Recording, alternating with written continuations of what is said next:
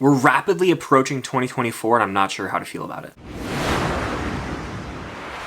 What's going on, guys? I'm Chris and welcome back to another video. So today I'm going through everything I watched in the month of October. This includes all the movies and TV series that I watched for the first time or rewatched even in October. Before I get into this thing, be sure to hit that like button, comment down below your favorite movie and show that you watched this past month. Subscribe and hit that notification bell to help me reach my goal of 100,000 subscribers here on the channel. It will mean a lot. And of course, check out the Unusual Couple podcast link down below. We dropped our Halloween special episode today and had a ton of fun with it. We did a blind ranking / taste testing of candy, talked Halloween movies, songs, and tons more. Go show some love to the podcast. We have so much fun with it. But I'll start this video, as always, with the movies that I watched in October. If you guys want to see my detailed reviews, you can follow me over on Letterboxd at Filmstocked. The first movie I watched in October was on October 8th, so I wasn't really on a big movie kick because I was watching tons of shows in October. I'll talk about what show took up most of my time later in this video. But again, starting with the movies, on October 8th, I watched Jeepers Creepers, the horror movie from 2001 that stars Justin Long. This movie was really solid.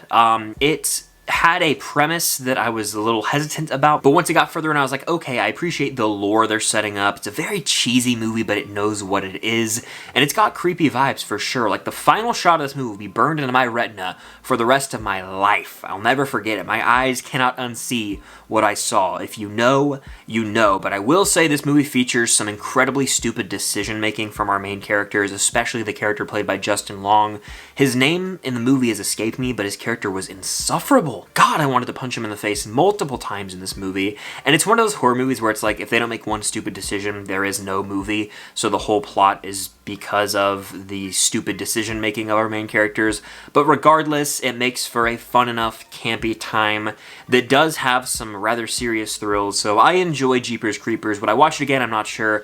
And I'm not sure if I'd check out the sequels, but I enjoyed my time, and it's a solid enough horror movie. The next movie that I watched was on October 16th, and it was a 2023 release. And that was Killers of the Flower Moon, the new Martin Scorsese-directed film starring Leo and Robert De Niro. Lily Gladstone also stars in the film, and it's so well acted. Across the board, everyone I just mentioned should be nominated for Oscars. It is 3 hours and 26 minutes, however, and that runtime is felt. There's no getting around it. The movie's powerful, it tells an important story, and has great messages, but the movie's too damn long. It could have been 2.5 hours, and I feel like every Martin Scorsese movie I can kind of say the same thing for, especially his later films. Like, there's just no need, man. Someone needs to tell him, hey, you can cut this thing down, dude. And the way I view this movie is like a history lesson. It gave me a lot of insight into some horrific murders that took place in the real world, and it's tragic that there was a lot of cover-ups here, and no one really seemed to care about the Osage people. It's sickening. This movie will leave your stomach twisted. It's a gut punch emotionally, and you just will feel disgusted with so many decisions made by characters as greed and money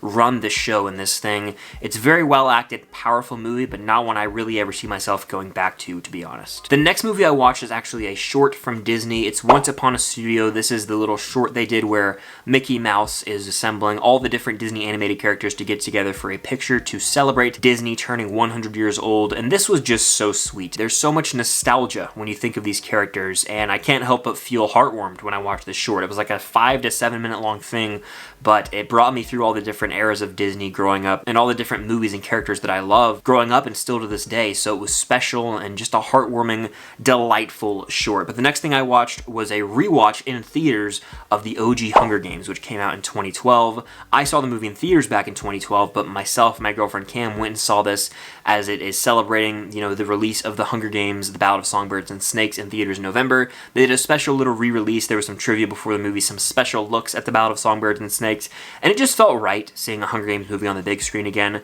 This movie slaps to this day. It's a great franchise, honestly. It was a big deal going to the theater every year from 2012 through 2015 and seeing the new Hunger Games movie, and this movie still holds up. Jennifer Lawrence crushes it. Josh Hutcherson's great.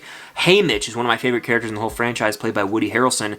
The score just blasts and blares through those speakers on the big screen, sends chills down my spine every time, and the story is so simple, but it's a great way to introduce us to these characters and this world before the stakes got so high in the later films in the franchise. It's simple, it's effective, damn near a modern classic film to me at least, and it just hits different in the cinema. But the next movie that I watched was on October 22nd, and that is the Teen Wolf movie. I won't talk about my thoughts on this movie until I talk about something else that obviously precedes the movie, if you haven't guessed by now what that might be. This is not the 1985 movie with Michael J. Fox. This is the movie that follows up a certain TV show that I'm going to talk about soon. But moving on, I'll talk about that later. On October 23rd, I rewatched The Internship, showed it to my girlfriend Cam for the first time.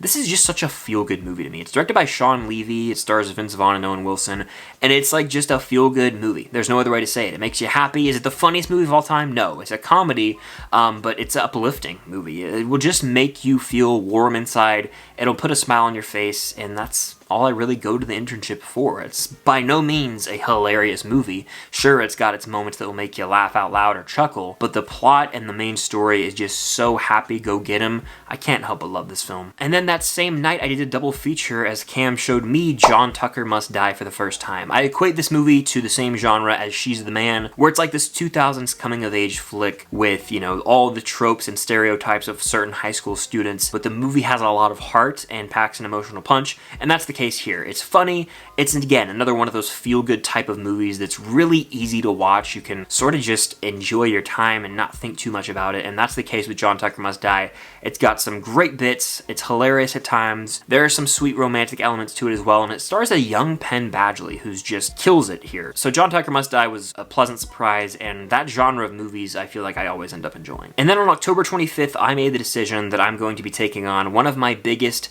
movie challenges of all time. In fact, probably my biggest movie challenge to date. I'm going to be attempting to watch every Walt Disney Animation Studios film from the first with Snow White and the Seven Dwarfs all the way up to Wish, which is coming out next month, or I guess this month actually. It comes out later in November. Wow. I just realized it was November. But anyway, I am making my way through that challenge right now. Follow me on my Letterboxd at Filmstock to be up to date with like all my reviews and everything as I go through it. I started with Snow White and the Seven Dwarfs. I'm rewatching and watching for the first time, doing them all in order. Snow White is a classic. It's the first, you know, feature-length animated film, and it's really beautiful to look at animation-wise. It's got some nice songs. The movie's never been my favorite, though. The dwarves carry it. They're very delightful. The movie's flat-out stupid at times. Baffling decisions are made by Snow White in this film, and it's just never been all that to me. I get it's a classic. I respect it for that. Like, yes, it has that nostalgic feel to it, but the movie's not that great, and I think a lot of people like to remember it as being amazing, but if you go back and rewatch it, it really doesn't hold up all that well. The next movie I watched in the Disney Marathon was Pinocchio, and I rewatched it, and Pinocchio has always been delightful to me. The interesting thing about Pinocchio is I didn't grow up with this movie. I watched it for the first time at a later stage in life. I was like 17 or 18 years old the first time I saw Pinocchio. Jiminy Cricket's one of the best like side characters in Disney. He is always there for Pinocchio, trying to give him the best advice. There's a lot of important life lessons on display throughout Pinocchio, and honestly, I forget how wild this movie gets. You've got Pleasure Island and the whole third act with the whale. The movie kind of goes off the rails, to be honest, at times. I still really dig it. It's a classic. It gave us the Disney song, When You Wish Upon a Star. I mean, whenever I hear that, my heart is so warmed, and it just takes me back to my childhood. Even though I didn't grow up with the movie, I associate that song with Disney. This is an iconic Disney classic. I'll be talking about all these Disney movies more in my big Disney ranking when Wish comes out. But on October 25th, I watched 3 movies. The nightcap was Five Nights at Freddy's. I went to an early screening. My full review is linked up above. Five Nights at Freddy's was a bad movie. I don't know who it was for. I guess it was made for the hardcore fans of the game because the movie was really boring. It didn't even feel like a horror movie. It was very repetitive by nature. The main character would have a dream, then he would go work the night shift, and then he would have a dream, and it just kept repeating itself over and over with the formula. It was super predictable. Like within the first 10 minutes of the movie, I predicted the twist, and it was like, oh, was that supposed to shock anybody? It's a predictable movie. It's kind of a drag at times, and I just never felt as though it fully committed to a genre. Did it want to be comedy horror? Did it want to be self-aware? Did it want to be a family drama? It just never fully committed to anything, making for a really bland experience, at least for me, and FNAF, easily one of the weaker movies I've seen this entire year. On October 26th, I did a double feature of Fantasia and Dumbo. Hadn't seen either film. Both are beloved, iconic Disney classic films from that golden age of Disney, and I wasn't too crazy about either of them. And as I continue talking about these Disney movies, I won't say too much because I want to save a lot more of my thoughts for that ranking of all the movies. Fantasia, wildly overrated in my opinion. Obviously, Sorcerer Mickey, like the Sorcerer's Apprentice, Little Short is the best. Other than that, not my cup of tea at all. And then when you get to Dumbo, it was fine. I think it's definitely got its delightful moments, and there's no denying Dumbo is charming inherently. The movie is just so short it almost feels incomplete by the time the credits roll. Then on October 27th, I continued my Disney watch as I rewatched Bambi and watched Saludos Amigos for the first time. Bambi, I feel, is almost overhyped in the sense of the death of Bambi's mother. Like, I'm specifically talking about that. People always talk about how heartbreaking and gut-wrenching it is. Well, they kind of just brush right past it in the movie, so it should hit way harder than it actually did. I was honestly underwhelmed. I was like, man, I thought this was going to make me cry, and I was like, nope, that's not the case. So, I don't know. I also realized that The Lion King is basically just the same plot as Bambi, and I don't know why I didn't realize that until now, but it was bizarrely similar. Very strange. And then Saludos Amigos was garbage. I mean, this is when we get into the wartime era of Disney, where apparently, you know, they really couldn't do much, and so they were just kind of compiling a bunch of shorts together, and Saludos Amigos is 42 minutes long, feels like 2 hours, I kid you not, and it's basically one of those educational videos you would watch in middle school history class. I would usually take a nap during them, but literally it's like someone's talking at the screen to you in a monotonous voice, giving you like geographical information and historical information. It's a drag to get through. Then on October 29th, I watched The Three Caballeros, which is a Disney animated film. I am only familiar with it because of the Grand Fiesta Tour starring The Three Caballeros at Epcot, which is in the Mexico Pavilion, and that ride is better than this entire movie. This movie's really strange. It has like a short about a penguin and then a short about a flying donkey that are just completely disconnected, and then it becomes Donald Duck chasing after these live action women and just being weird. Like, this movie is so strange. I don't know why it exists. There's really no connective tissue between anything, and Donald Duck is high-key creepy. Count me out on The Three Caballeros. But rounding out the movies I watched in the month of October, I rewatched Scream 6, which came out in March of this year. I like this movie quite a bit. It's still in my top 10 of the year, but I will say it doesn't pack as much of a punch on rewatch. I think that's because I knew everything that was coming, so there weren't really any shocking reveals, and I realized how obvious everything actually was in retrospect. It still got the most gory kills in the franchise, arguably, and I do love Sam and Tara's relationship. In fact, the core four are such a great group of characters. They damn near go toe-to-toe with like all the OG characters from the Scream franchise, and I'm excited to see what they do with Scream 7. Like, the movie's still really good. It just didn't hit as hard as I thought it did when I first saw it. Still really like it, still probably going to be in my top 10 of the year, but it didn't hit the same, just a hair below what I thought it once was. That does it for all the movies I watched in October. Again, if you want to see my star ratings and like my reviews as I watch them, go follow me on Letterboxd. It's linked down below at Filmstock. But now I'm going to talk about the TV shows that I watched in October. I'll save the big one for last, but I'll start with saying I continue to watch through It's Always Sunny in Philadelphia for the first time. It's just such a hilarious show. I watch an episode here and there, but I'm not like tied down to it in terms of, oh, I have to binge through 3 seasons today. It's like, it's not one of those shows for me. It's one that I know is not going anywhere. It's consistently hilarious. It's a comfort show for me, so I'm not rushing through it. I'm just taking my time, enjoying that. Usually, you know, watch an episode or two a night if I find the time. I also watched Loki Season 2, episodes 1 through 4, and I know you guys did as well. The new episode, 5, comes out later this week, and I'm finally caught up. I was given the first 4 episodes early. I have a review on the channel, which I link up above, but I am excited to finally watch a new episode. I've been dwelling on that episode 4 cliffhanger for a while, so it's exciting to see where we're headed next. And I'll be talking about that on the Unusual Couple podcast every week, which again is linked in the description down below. We do spoiler talks over there in our weekly episodes. I've also been watching Dancing with the Stars with my girlfriend Cam. I'm honestly very intrigued by the show. They have cool themes every night. I've never really watched Dancing with the Stars, so it's my first time actually giving a damn about it. And someone who took a dance class in high school, theater dance, I feel like I have a say in this. But no, it's a lot of fun, and it's just a nice little carefree thing to watch every Tuesday night. And then I also started The Fall of the House of Usher, the Mike Flanagan series. I've never watched a Mike Flanagan horror series. I started it, I watched the first 2 episodes. The ending of episode 2 disturbed me to my core, and I was like, huh. So I took the night off, and I haven't gone back to it since. I don't know if it's because I'm afraid it's going to disturb me further, or if I just lost track of time and was watching other shows. That's probably the case. But I don't know if I'll pick it back up. It's November. I'm not really in a horror mood right now, so we'll see. But it was really damn good from what I did see. Let me know in the comments down below if you think I should finish out the show. But the big thing that consumed all my time in October was Teen Wolf. I had mentioned this in the last Everything I Watched video, but I finally finished my Teen Wolf journey, all 6 seasons as well as the movie. I love the show through its ups and downs. I fell in love with the character of Allison Argent.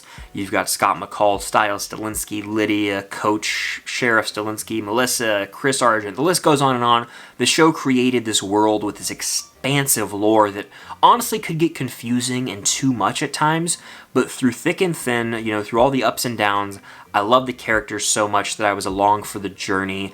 I think the first 3 seasons are stronger than the last 3, but 6A was a banger. The movie's divisive. I honestly liked it more than most people, as I would come to find, and I think that's because I didn't watch the shows that came out, so I don't have that deep-seated attachment to Teen Wolf like a lot of other people do. So I just ended up really enjoying my time with it. It also brought one of my favorite characters back from the dead, so I'm never going to complain about that. No spoilers, of course, but through and through, I can confidently say I love Teen Wolf. I'm so happy to have another show under my belt and to be in this fandom now. I went to a Teen Wolf Con. I have a Funko Pop signed by Tyler Posey right here. I got a picture with Tyler Hoechlin, who plays Derek, over there. So I love Teen Wolf, and I honestly recommend watching it if you guys haven't seen it. It's worth your time. It's just such a fun show. If you like Stranger Things, it's got that coming-of-age high school vibe with some, you know, mystical elements to it, as you've got werewolves, of course, but there's other creatures as well that come to Beacon Hills. There's lacrosse, high school romance, what's not to love. I ate it up, and Teen Wolf is an awesome show. I'm so glad I finally finished it. But that does it for everything I watched in the month of October. November will be a busy month in terms of new releases for movies and maybe shows. Let me know your favorite movie and show that you watched in the month of October down below. Hit that like button, subscribe, and hit that notification bell, and do me a big favor and check out the Unusual Couple podcast. Go show some love to the new episode, the Halloween special. You can see us in our costumes. We had some candy taste testings and did a fun blind ranking out of it. We talked Halloween movies, shows, all that stuff. It was a blast, so go check that out. Link down below. But that's going to do it for this video. Thank you guys as always for watching, and until next time, I'll see you guys later.